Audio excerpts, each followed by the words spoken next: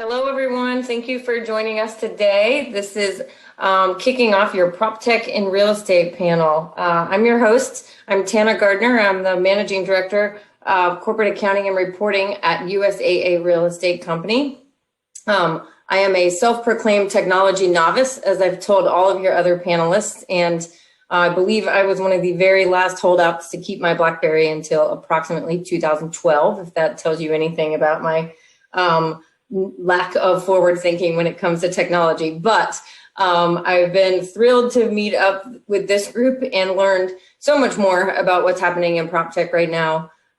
You'll hear a lot of background about these three, but it's been my pleasure getting to know them a little bit throughout this process of prepping for this session. And they've become kind of my official favorite people in real estate. Sorry for all the rest of you on here who used to be my favorite people in real estate. I also wanted to give a shout out to Rob Sistek and Steve Dwyer Quick, who introduced me to this fine panel. And then, as I like to tease them about, dodged enough of our prep sessions that I got the pleasure of moderating. And as I've told them, it is truly my accidental privilege. So I'm thrilled to introduce you to the three people on the screen here with me. And first is Xander Geronimos, as the head of strategic partnerships and business development for Metaprop. Zander leads relationships and communications with key players across the real estate value chain and acts as a conduit between strategic real estate firms and the emerging PropTech community. Prior to joining Metaprop, he was a senior solutions engineer covering the North American region for VTS, and supported their growth from a startup to a market leader as the company became the #1 technology platform in leasing and asset management, with over 12 billion square feet of commercial real estate on the platform. Zander holds a BS from McIntyre School of Commerce at the University of Virginia with focuses in real estate and marketing. He's also the founder of the University of Virginia Alumni in Real Estate, which boasts over 700 members internationally, and is a regular guest lecturer at the university on real estate technology topics. So welcome, Xander. So happy to have you today. I'm going to go through each of your kind of bios and introductions, and then we'll get into a little bit more from your perspective on exactly what your companies do. So next is Louisa Dickins, and a big shout out to her because she is in London, I believe, and it is almost 10 p.m. So we're very, very grateful that she chose to still join us for this panel, even though she had to stay up late to do so. But she goes by Lou and is the co-founder of LMRE Partners in PropTech and the host of the Propcast by Louisa Dickens in conjunction with the UK Proptech Association. She co-founded LMRE, which has become the market-leading global PropTech recruitment platform with operations across the US, Canada, Europe, and Asia Pacific. She's on the board of directors for the UK Proptech Association and a presenter for Fresh Bread News. She also mentors for a program called REACH, a scale-up program created by Second Century Ventures, an early-stage technology fund backed by the National Association of Realtors, which leverages the association's 1.4 million members, global affiliations, and unparalleled network of executives within real estate and adjacent industries internationally. She's also a mentor for Bricks Innovation, the leading Israeli innovation hub focused on real estate technology. So a big welcome to Lou as well. Thank you for joining us. And last but certainly not least is Khalid David. Khalid was born into a construction family and came from 3 generations of carpenters. He was formerly trained as a civil engineer, started his career running a subcontracting company with his father and uncle before joining a major construction firm, Turner Construction in New York. While at Turner, he led an innovation team that built internal software to serve construction managers, and it was there that he began to dive into construction accounting systems and project management tools. Khalid then left Turner to pursue graduate school at MIT and ultimately launched TrackFlow to continue to innovate in the industry he loves. Khalid holds degrees in applied physics from Morehouse College, civil engineering at Columbia University, and an MBA from MIT Sloan. So clearly, you're dealing with a pretty smart group of individuals here today. And again, I'm so excited to have them. I think quickly, before we get into a little more background on your companies, we wanted to talk a little more about what is PropTech, right? We don't all play in this space every day. So just kind of level setting in terms of PropTech as the use of IT to help individuals and companies research, buy, sell, and manage real estate. And because really, Xander, this is the bread and butter of what your company does, is investing in early stage PropTech companies. I was hoping you'd give us a quick debrief on your version of PropTech and what it all encompasses. Absolutely. Thank you, Tana. So I think it's important to say of how we look at it from one single vertical, but across a broad landscape. So across really, you want to say two vertices, one being the life cycle of an asset. So we look at PropTech across from dirt to disposition. And then on the second vertical of what we dub it as boiler room to the boardroom. So within that respect, you have to think of all of the different jobs and that happen. So whether we're talking about insurance, leasing, disposition, valuation, appraisals, even down to the materials that comes to construction. So PropTech is really just the innovation around all of the different jobs that have already existed and all the inefficiencies that we're all well aware of, and then using some version of technology or just innovative service to improve upon those inefficiencies. So we take that, that's our mandate, and we take that broad approach. And some of the examples of those companies can be things around just, virtual management of construction sites. They can be around renters insurance compliance, so making sure they have the certificate of insurance and how is that being read to make sure you're in compliance. So something that is so nuanced, which can then really open the door to all the levels of data, the insights to gather around your partners being your tenants, or around the investments and your investment strategy. That's how we take this approach, and it's really just seeing the entire landscape. And from that perspective, there's truly almost endless opportunity that we're seeing in PropTech and just real estate in general. Absolutely. If you haven't been to the MetaProp website, go to the page that lists out the hundreds of companies that they're invested in. It's a great page just to learn about how vast this space really is and how many things that MetaProp is bringing to the forefront there. On that note, I want to, Khalid, if you could take a minute too, you're kind of a much more specialized area of what we consider PropTech, more, right at the source, I guess, of where people are using this to build in the built environment. Can you tell us a little bit more about what your company does? Yes. So I'm Khalid David, founder and CEO at TrackFlow. And at TrackFlow, we build an online platform that allows contractors to track and put and manage change orders in one simple place, saving them time and money. But to really sum it up, it's really about the kind of mobile project management part of construction accounting, and making sure that when decisions are being made on site, that ultimately those decisions that affect cost are being documented accurately, and companies have better grasp at managing that financial risk. And just by being able to serve contractors in that way, we're able to get a better financial picture of how the project is performing. And that's what we do at TrackFlow. Yeah, awesome. Thank you. I've been so intrigued by some of what we're going to talk about in a little bit in terms of how to capture data on a construction site that tells you what's happening and how to make decisions via that. So I'm excited to have that conversation. And then Lou comes to the table with a little bit of a different lens as to how she thinks about PropTech as the co-founder of LMRE. So I want her to tell us a little bit about that. But then again, to plug her Propcast, if you haven't listened to that before, she gets involved in all different kinds of PropTech through that. And there's some really interesting podcasts on there for you to go listen to. Yeah, so Lou, tell us a little more about LMRE. Yeah, well, LMRE, we slot into sort of real estate and technology into, I guess, 3 different ways. So there's 3 areas of our business. So one is the VC. So we work with obviously MetaProp, and the likes of like Fifth Wall, Camera Creek, and we might hire investment professionals or the operational people in them.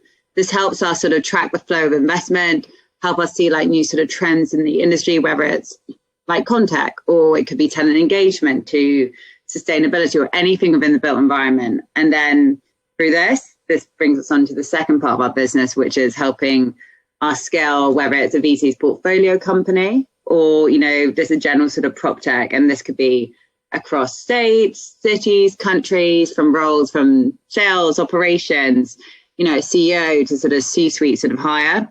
But then that sort of ties into the third part of our business, which is helping basically the real estate like global agencies like Jones Lang LaSalle, or say the big funds, on their innovation piece. And these guys are now using these startups to help digitalize their business and innovate.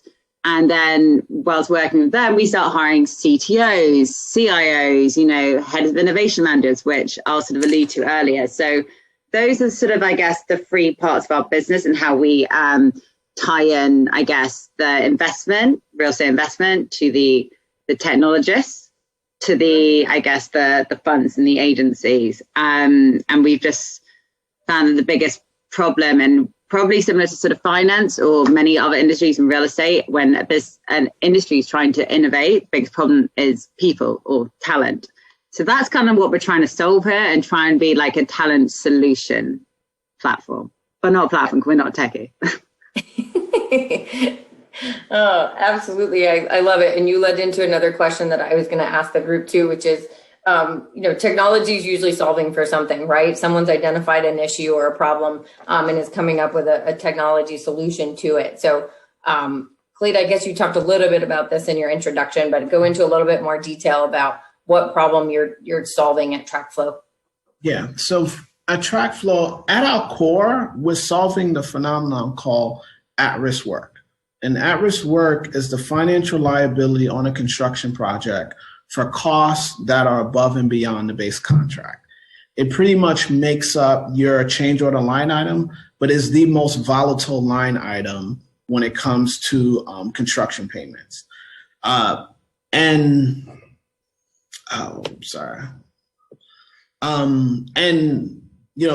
reason why this is such a pain for contractors, especially when you're talking large commercial jobs, is that with the speed of 40 plus subcontractors constantly changing, that being able to pin down how those costs are changing day in, day out, and that disconnect between the accountants that are in the back office getting reports from the field and the field people making decisions. So just by using technology, we're connecting these two parts of the decision-making process so that the field teams have a better understanding of how their decisions have financial impact. And then we're reducing that time between when a decision is being made on the field, and those project accountants are now having to provide the documentation and to kind of account for those costs. I know all too well, unfortunately, exactly what you're talking about. And I kick myself wishing that I'd been introduced to you 3 years ago, but we are where we are, right? So Zander, again, I think you led a little bit into what PropTech means and what your guys' model is, but what problems are you solving for in the PropTech space? Yeah, I think it's important, as we discussed, on the problems that we solve or look to solve for. About I call one of our core components of our model is that most of our partners, in fact, it's not all of them, are strategic, as in they are real estate players. They are owners, operators, construction, to property managers, to leasing agents, and having that insight from them directly tied into the entrepreneurs who are entering the space, make sure that we're solving real problems. You often hear this kind of technology fatigue, from the fintech space, and now it's edging into PropTech because people have discovered that we don't have very much technology. And they're saying, can I stop getting called from these companies or having these massive CRMs that would be customized, and they throw in all these dollars at me, and all of a sudden we spend $25 million on something that no one ever uses, and that was a big failure. And that happened a lot. Circa 2010, there was a big wave. So we want to make sure that that's the essence of our business. Is we come from industry. Our founding partners were developers. We're chief strategy officer from Cushman Wakefield, one of our partners. Aaron Block was the head of leasing for Chicago for Cushman Wakefield. So we really make sure that because of what we came from beforehand, that we're connecting that to industry, that we are solving for things that we've all experienced ourselves, and that can provide value to driving our ROI at the property and portfolio level. And at that as you dissect both levels, you want to make sure that, are you driving cost efficiencies? Are you creating new value through, say, we can raise rents because we're attributing more value to our tenants, providing new amenities, or cost efficiencies by understanding, our at-risk at a job site? And how do we connect that back to, literally physically connect the data points back to our investment models in a seamless way so that we're ensuring data quality? These are all very big questions and statements, but as it gets down to it, it's very much people-driven. So that's where we really see, the magic that happens is connecting the people, being those brilliant entrepreneurs who either have experienced those problems day in, day out, people from industry, so those who work, within the accounting teams, or the CFOs, the great CIOs that have seen things go from slide rule to calculators in the palm of your hand to Argus to now, companies like MyBasis, which can allow you to run underwriting for complex debt models. These are things that we've seen this evolution, but it really comes down to having the key players all connected. No, that's awesome. It's almost, you're helping define the value proposition and make sure it's there before spending a crazy amount of money in some of these startups, right? It's really kind of, in summary, what I think I heard you say. And yes, so many ideas can use that help and that support, and hence why that list of companies you guys invest in is so long, I'm sure, right now. Well, just to kind of round out our introduction of who you guys are, if you could each give me kind of a word or a phrase that describes, how you're feeling, what you think the state of your company, yourself, or PropTech in general is right now, and why. That would be great. Maybe start with you, Lou. Yeah, for sure. I would say a phrase would be, which I heard from Lynette, who is managing director for Reach, the global scale up real estate technology program that I mentor for, and it was a rising tide lifts all boats. So in a sense that as technology is widely developed, adopted and integrated across, the whole of the real estate industry, we'll all move forward and progress together. But, this is something we all have to do, and it's a big movement. It's a huge transformation, and it's, for that to happen, we generally just constantly have to, share ideas, and there needs to be sort of more sort of thought leaders, which I've seen since being in the space, which has only been, I've only been in this space for about 3 years, and it's just a sort of growth of that knowledge sharing, and it's leaders like Michael Beckerman who's constantly championing it, talking about it, and talking about all the different sort of areas of it. So I would probably go with that one. I don't know, Zander, what would you go for? Being in the space for so long, it has seen such just a wild transformation from, no one really answering our phones or taking it seriously, as we were calling them and saying, can we get a meeting, and what is PropTech? They're like, what do you mean real estate technology? Like, I have Excel, so I'm solid. You see these, the last few months I've seen so much of a transformation, what I would call like a critical, almost achieving this critical mass of just acceptance that we need to have and use technology. And there's some great anecdotal evidence of just, your daily lives from some of those who would never, ever use technology, as in using Zoom to wish their grandparents happy birthday. And like that little change in use of technology has led us to say, okay, as you can see, this is used across all industries. This is just a switch in your behavior of as you do something that you would normally do. Now, can you take that and apply that to your normal day in business? Can you take a look at your data and your construction sites? You can't physically get to any of your projects, so let's use some virtual management. And this has led to that great uptick across a lot of our portfolio companies. Around 30% are focused on construction tech. And really a lot of that is the data and the virtual management of those sites, which otherwise it was very simple to get to do your walkthrough and tours and feel the dirt. But now, because we can't do that in the current environment, that has been, I also refer to it as like a tipping point. We're at that interesting juncture where we've seen a lot of great fundamentals of building this up to this point, and then something really serious happened where we need to accept and utilize technology. And then from the go forward, it's going to be a very exciting, what we can see as a very exciting period of applying technology constantly to help enable our daily, our everyday work. Yeah, 100%. And we'll, in the next kind of topic, think through a little bit how much has been accelerated because of we've been forced, right? Versus how much was kind of already on this trajectory before, and kind of how we'll come out of that, whether we stay on the trajectory we're on and whether things stick or people go back to maybe the way they used to do things before. But before that, Khalid, do you have a word or a phrase? I was thinking about it, and I would say this is very defining. With all that has happened, all that has transitions, I'm watching construction companies for the first time have half their staff at home and half their staff on the job site. And these companies are being tested to their core in terms of how are they going to see through this season, and how are we as builders going to manage this moment. And that uptick that's happening on construction tech is absolutely happening. And from the guy who swings the hammer to those decision makers in the boardroom, they're taking a stance on how we're going to get through this. So more than anything else, and you're seeing some companies are not meeting the moment because they haven't embraced technology. Some companies are now saying, hey, we got to draw a line in the sand and we got to figure out what tools we really need to work. So I'm absolutely excited about the wave of construction tech that's happening right now. But when I go into meetings, I'm going to sales meetings, it's not even about the technology as much as it's about what tools does this project team need now that they're faced with unprecedented challenges and forced, especially builders, has this sense of pride of completing what they started. So I think it's been a very defining year for a lot of these firms.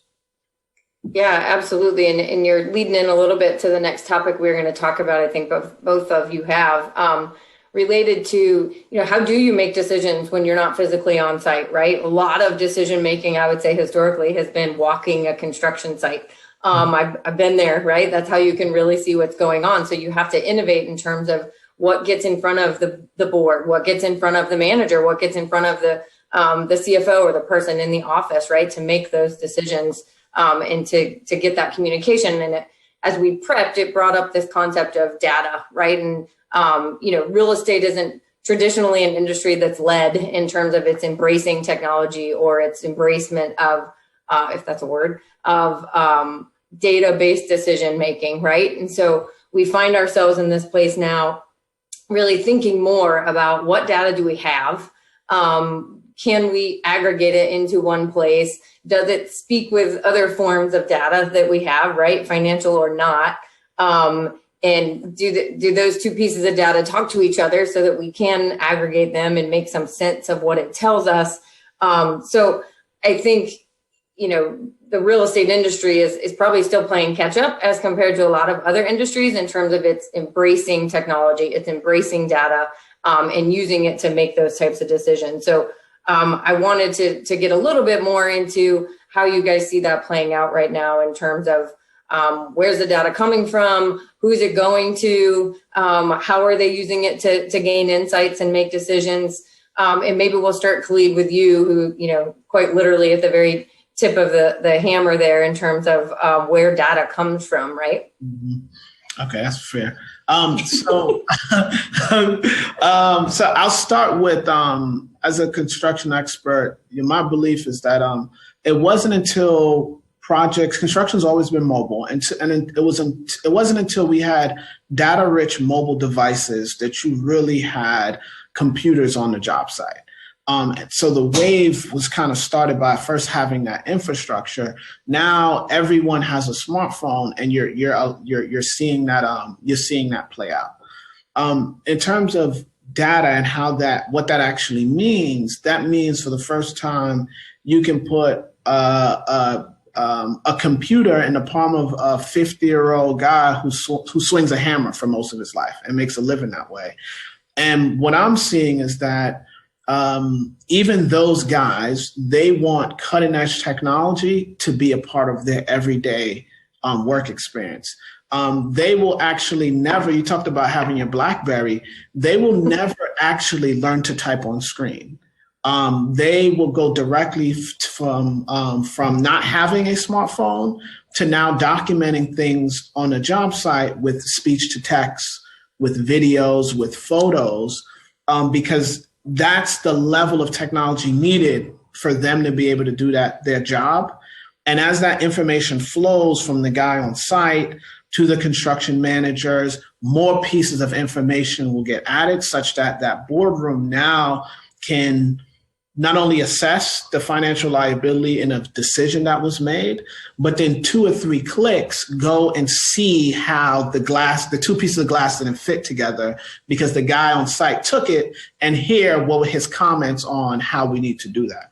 So I think that the flow of information needs to affect everyone. Lean practice calls it the frontline worker. In real estate, you call it boiler room to the boardroom, but that the person at the ground would need a data-rich device and be able to share that information upstream.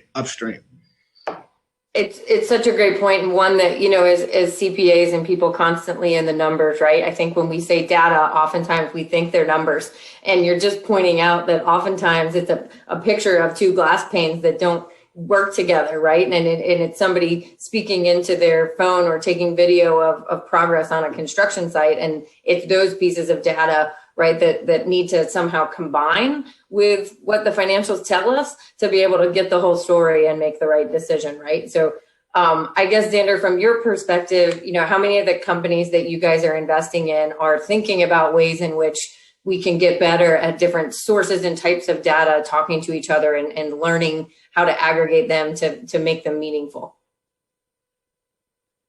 Yeah, it's a really good question around, as I examined our portfolio, because we valued over nearly 130 investments since 2010, and if I look across, almost every single one of them has some level or layer of tech that is related to data, so just improving upon the services to their customers.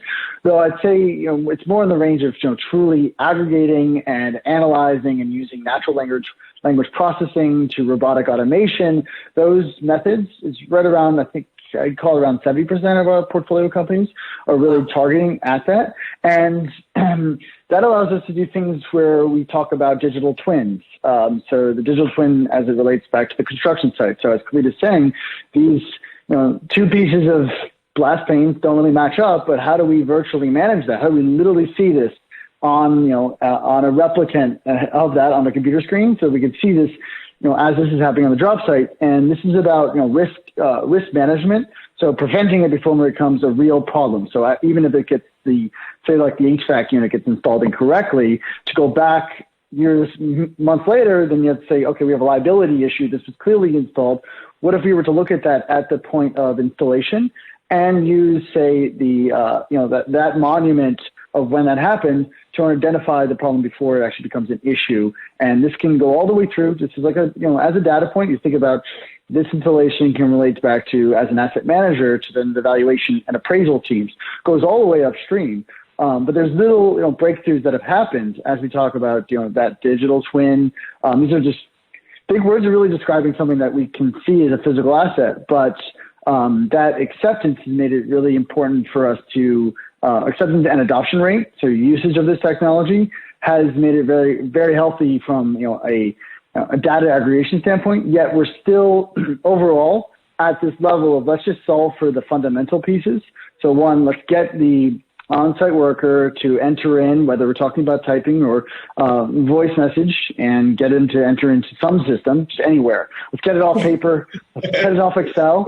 And then let's also talk about the core systems, your core ERP, which is like the Yardies, the MRIs.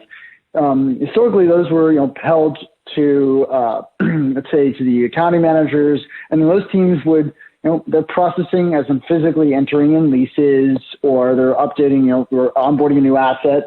And that's all, hands, prone to human error, but not very much, but still talking about looking back and seeing, the tenant health, the tenant records. Those were never really looked at by the asset manager teams. Now with the rise of things from the Procores, the VTSs, we're seeing connection points. And as you run those integrations, you're seeing a lot of data gaps or just things that weren't managed over time. So the health of that data is increasing because we're looking into our core historical systems. Like accounting is a system, is like the record of what happened. It's like the true ethos behind it. So what happened is now going to be connected to what's going on, i.e. things that like Khalid is looking at, or V or Onsite IQ, things about the current construction management process. And then we can tie that further into what we think projections are going to happen. And then that's the acquisition disposition teams. So it goes from, let's get the core fundamentals, let's put everything to say like a data lake, and then let's analyze that. But we're just getting there. We're sort of getting there. And then it comes down to a team thing, because I just described 4 or 5 different teams, and those are people.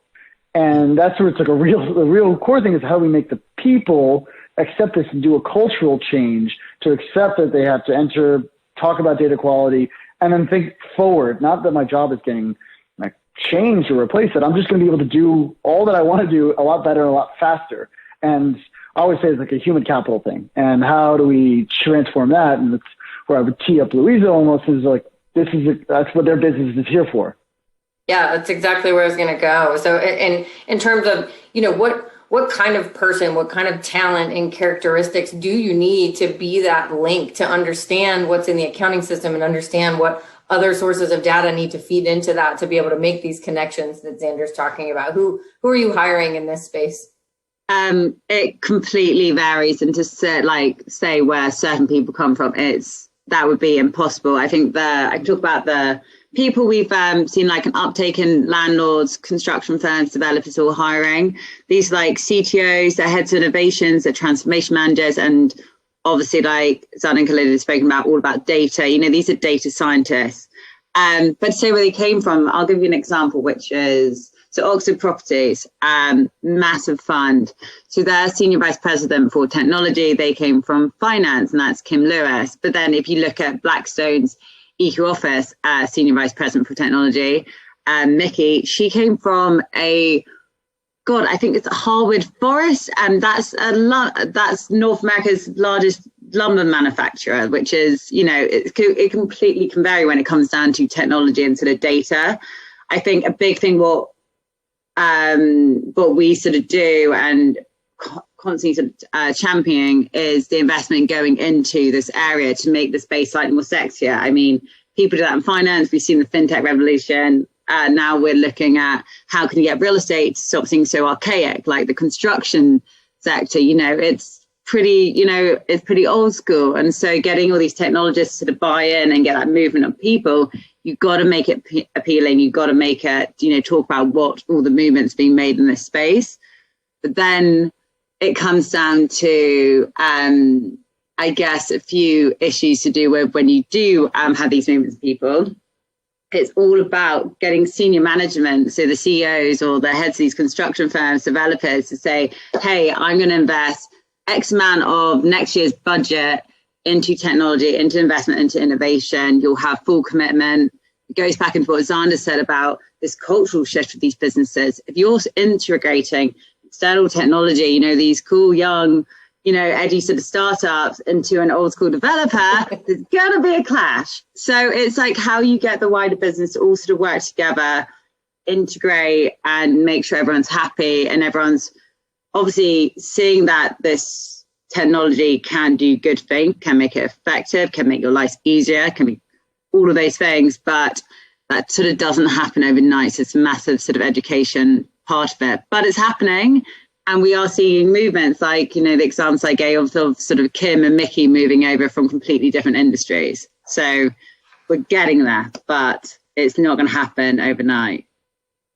Yeah, I couldn't agree more. And I think, again, you guys are teeing up kind of a topic that I want to get to. So I might skip our second one and go straight to kind of the intersection of technology and people, right? And oftentimes we think that technology replaces people. But I think as we were prepping for this, we, kind of kept coming back to there's a lot of things technology can do, and there's a lot of things technology can't do. And that it's really this intersection of people and technology that are propelling us forward. For example, technology can take data and slice it and dice it any way you want to, but it can't, tell someone a story and move them emotionally to make a decision, right? And technology can, allow someone to view an apartment or a home online on their own time and in their own space, But again, it may not sell them that space because it doesn't have kind of that emotional connection. And so we just kept coming back to this concept of how you have to have both, right? And that we can't just put all our time and money into technology and assume that that's going to fix all of our problems. And we can't just keep ignoring it and put our time and energy into people. That really those companies that are moving forward the fastest, the best, the most efficient are doing a little bit of both. So if we can take a minute and maybe weigh in a little on, some of the limitations of technology and where you need that person to step in and really help move this forward. Khalid, do you want to start? Yeah, so I'll start with the, so I want to start with a former professor of mine named Thomas Malone. He writes this book called Superminds.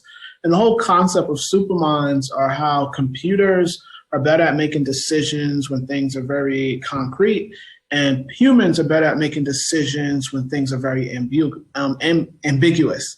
And how we have to start thinking, and the probability of your job being replaced by a computer is extremely small. But the probability of having a computer as a member of the team is becoming increasingly higher. And as these technologies emerge, things like machine learning, AI, all this stuff, they're really going to be part of the team. And we have to start thinking about how do you use technology or these new systems as part of the team process. The example I gave early around a worker never learning to text. And I know we all have that uncle who cannot text. Like I think we all have. But these workers will never learn to text, and they're going to go immediately to speech to text. And that's powered by the Googles and the iPhones, all that natural language processing. We don't have to build, they're built into the phone. And really, instead of them leaving some voicemail or calling someone to type something up, that little AI is now a part of the team and allows a guy who works with his hands to be able to describe something verbally and to be able to and allows you to transcribe at least the first version. So as we kind of think about what the possibilities of machine learning or analytics, you're really thinking about imagine these tools being now members of the team, and how does the organization make better decisions with computers as team members? Absolutely. And I guess I'd throw to Lou to say, how does that impact a dynamic, right? In terms of people accepting the fact that a machine might become part of the team? Well, I think it really depends what that machine is, and if it has, say, maybe a good track record, maybe some other like good case studies or clients it's already been onboarded by, like VTS, Zander's old company. It had so many clients. It's got proven case studies. So I think you're a lot more likely to get buy-in from whoever's in that real estate business. For a lot of brokers, they're like, look, I've been doing this for years and years. Why fix something that ain't broke? Until they try it and they're like, hey, this actually makes leasing quite good and like effective.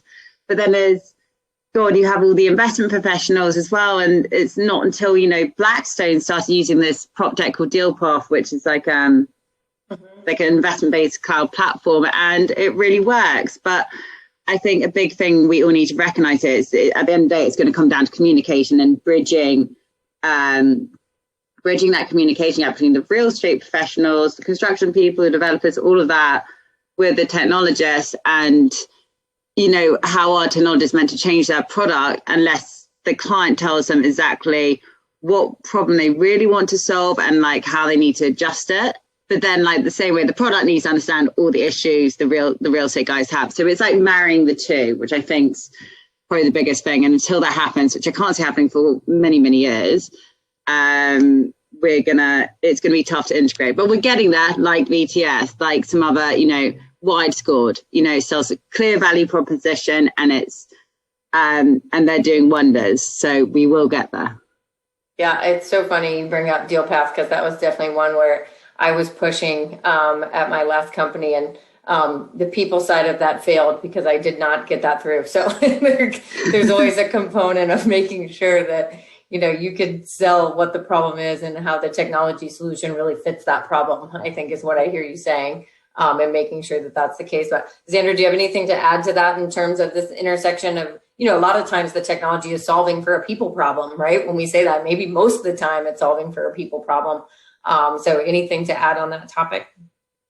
Yeah, I think it's pretty important to address about dispelling the concept of AI, where like you hear about AI and machine learning all the time, and you're saying like, okay, like the deep learning, like deep think, what is that going to do to my business? Is it going to like take away from all the people? Like, well, actually, most of the time they're really just describing like predictive analytics, which is just standardization of data, then it's just pattern recognition, and it estimates based off probability this thing is going to happen in this way because it has happened historically. It's not really about artificial intelligence coming in and just recognizing something that a human would do, but just using standard data. That's usually when someone brings that up or comes to us and says, I'm coming in with blockchain and AI powered analytics. You're like, okay, I'm sure you are. That doesn't really exist, but go ahead, person. But that's like, you just take that and let's level set. That's not really a thing. Let's just, especially where we're at with real estate, is that we're with workflow platforms like a VTS and a deal path. These workflows, they existed on spreadsheets. Those were not just, I mean, spreadsheets and also paper. Like leasing, we can all remember the stories of people passing napkins with leasing deals on them and like doing literally back of the napkin math at bars. That's like the classic broker story. But that's what VTS, deal path, and even like down to the Procore and just like getting and interacting with general contractors or subcontractors and recording all of that on a workflow. That is just replicating what people were already doing and then giving them the opportunity to manage the risk of any human error or analyzing opportunities within the work that they're all doing. So that's breaking down those barriers of communication. So like team Y in Seattle is dealing with the tenants, say they're dealing with Google. And then there's another team in, say, in Sarasota, and they're also dealing with Google at the same time. But then they don't know, they can't communicate. So for the leasing teams or even the dispositions team, they need to know that they have this congruence of potential clients and an overlap for them to work on deals together. And that's about executing deals just otherwise would be missed. So that's where a lot of those workflow tools are doing. And the tool itself, as Khalid is saying, that's enhancing the team. It's part of the team as much as anything else. And it's just important not to be, to have not a fear of this tech or technology, but to use it to your advantage because it's just going to enable you and reduce risk and potentially optimize your business opportunities. Yeah, I like to also, there's like also different areas of Proptech. So obviously sustainability, is a big sort of part of it. We're all talking about making our buildings and, more sustainable, getting less waste from construction sites and all of that. And we can't do that unless us people were planning drastically changing our lifestyles with sort of globalization and everything like that happening. That's not going to happen quickly. And the only way we can hit these sort of, reduce our carbon levels and everything else, all the other million things we should be doing is going to be free technology. So whether you like it or not, we've got to sort of adopt or at least start moving in that direction. And whether it's through AI or whatever crazy technology thing it is, that's what we're going to have to do. Yeah, and you actually started to address one of the questions from the audience, which happens to be Steve. So thanks, Steve, for that question. But talking about how has ESG impacted PropTech, or frankly, vice versa, right? I mean, I think we're kind of saying that PropTech might be influencing ESG as much as ESG influencing PropTech. And that's such a broad spectrum, right? But I think if you focus on the environment or sustainability side of that question. But, there may be more to it than just environmental in terms of what data we can bring to the table, what, platforms can give us more insight into how we're impacting the environment. I know on my CFO panel tomorrow, the CFO of Measurable is going to be on there. And I just listened to a session before this, which was Grez, I don't know how to say that, but both trying to measure, right, what people are doing in terms of ESG and sustainability as a big piece of that. You guys have any additional thoughts on how they're impacting each other? Yeah, I know for a lot of the products that we digitize, we're just removing paper from the job site.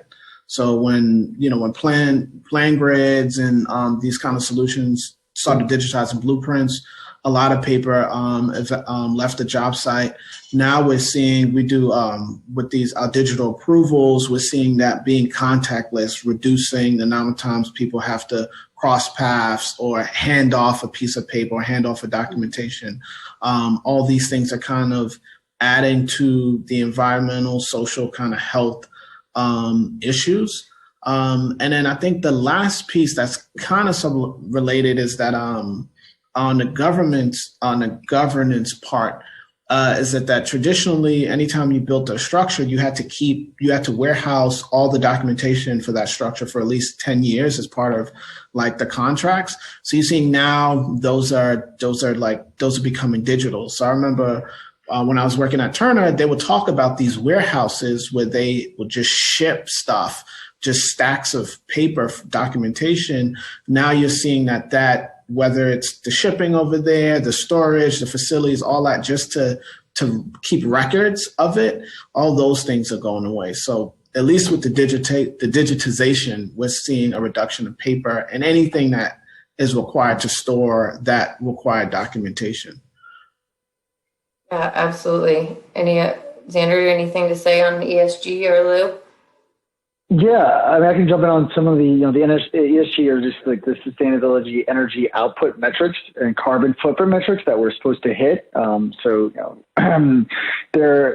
Certain countries are doing a really good job of getting to that metric, and they're on track. Certain countries aren't, but at the same time, the reason we are seeing the Proptech is in place for this, because you see the 30% output of carbon emissions, of 30% of carbon in a given city is from buildings. Like that is often thrown around. You say, okay, let's get down to one measuring in each building, and what does the energy output look like? And that's where the rise of companies like Enertiv, like that's what they are there for, is to latch into the building's BMS and understand what the output looks like. And if you understand their output, how do we then make a decision about where we can reduce or install efficient efficient lighting to just reduce that output within a given asset. And then you see companies like Measurable, which is also doing that energy management, or at least measuring it. And then you see companies like Blueprint Power, which are allowing you to understand how much output is happening and how can you sell it back to the grid, and then create a much more of an efficient, smarter city from one single asset across multiple buildings, which all can be interconnected. Those are simple measurement points that then can tell us, really tell us how much electricity is in a given building and where we can make decisions about that. And that is it's a smaller part of the greater picture of sustainability. It does exist all the way through from material sourcing, digitizing all of that, and then let's get to the current assets we have. How do we retrofit them, make them smarter, make them better, ensure that people that are in it can turn off the lights when necessary. So that comes down to IoT, sensor management. These are mandates which are actually from the top of the capital stack, so all the way from sovereign wealth and pension funds, which are then requiring their investments as they allocate to asset managers and developers, and saying, are you making smart sound decisions about your projects? So it's important to keep that in mind. And that is, there's a direct link to the Proptech. That's not just out of nowhere. We're all making sure that we are being sound investors and responsible for our sustainability goals. Yeah, I think also going back into it, it's on everyone's agendas, and I think there's certain areas of the world are slightly more advanced when it comes down to sustainability and innovation, like the Nordics, Europe. They're really pushing forward. They're quite a few years advanced. You see the US sort of following. So it also comes down to getting the product sort of up to actually, like you talk about IoT, we still got a long way to go in that space, and anything to like sensors. So we're seeing growth in certain areas of the world, depending on the different verticals of PropTech. But I think where the most investment is going at the moment is particularly within the sustainability space and construction tech. And I'm not just saying that because Khaled's on this panel. Awesome. We have one more question from the audience, and we have a minute left. It's people in real estate are very attuned to risk. How do you address the concerns they have about the risk associated with the adoption of new technology? And to take that for 1 second, I'd say how do you address the concern they might have about not, right? I think there's risk both ways, right? There's risk about adopting and there's risk about not. And today, I almost feel like the risk may be greater to not be thinking about and adopting technology, as much as possible and as much as makes sense versus, kind of letting it go by the wayside and taking that risk. So I don't know if you guys have different thoughts. Yeah. We're right up on time. I know Zander is very good at answering this question because you can talk about your little chart you have and do the curve. So why don't you go for that, Zander? My adoption with the J curve, lowest adoption rates. I mean, we talk about like first movers. So really, as the chart goes, it's goes from first movers to follow-ons to then the late movers, and then those will just possibly never come. But the first movers really get that edge on their competition, and to say that Blackstone's credit is that they were one of the first investors in BTS who really saw that this is the future of leasing, and they had a great step on their competition about digitizing their leasing process and then making their teams efficient. So that kind of forward thinking, something that we search for actively within our partners, with our industry friends, the folks that have that innovation mindset is, okay, are you willing to take the risk, but at a marginal level at first? So that's where we talk about test, pilot, then deploy. And you have to do it in a very thoughtful and programmatic manner.